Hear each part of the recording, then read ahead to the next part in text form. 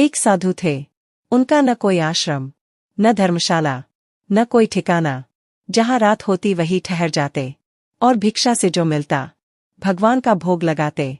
वृंदावन की दो गोपियाँ, जिन्होंने कभी भगवान के दर्शन नहीं किए, न कभी मंदिर, प्रातः दही मक्खन गागर में भरकर ले जाती बेचती और अपनी गृहस्थी में मगन रहती। दोनों गोपियों ने यह सुन रखा था कि साधु संतों के पास झोली में भगवान रहते हैं। एक दिन दोनों अपना दही बेचकर यमुना के निकट आई।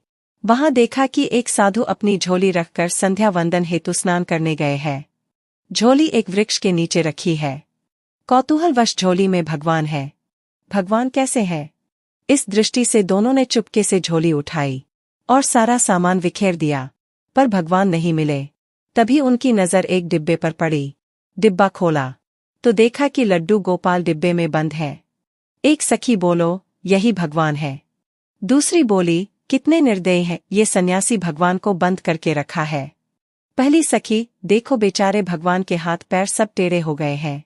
दूसरी, बेचारे बंद जो रहते हैं, हाथ पैर हिलाने की जगह भी नहीं है। अब दोनों ने लड्डू गोपाल को उठाया। बोली, भगवान जी अब परेशान न हो, अपने हाथ पैर सीधे कर लो और हम दही खिलाते हैं, खा लो, भूखे भी होंगे। दोनों ने भगवान की मूर्ति को सीधा करना शुरू किया। भगवान को भी उनकी सरलता पर आनंद आ रहा था, वह भी मुस्कुरा रहे थे। जब वे थक गई लेकिन हारी नहीं तो भगवान को हारना पड़ा। लड्डू गोपाल की मूर्ति सीधी हो गई। भगवान सीधे खड़े गए। दोनों ने भगवान को नहलाया और दही खिलाया। फिर बोली, अब लेटो, आराम करो। वह सीधी मूर्ति डिब्बे में नहीं जा रही थी। तब तक वह महात्मा जी आ गए। दोनों डरकर भागी।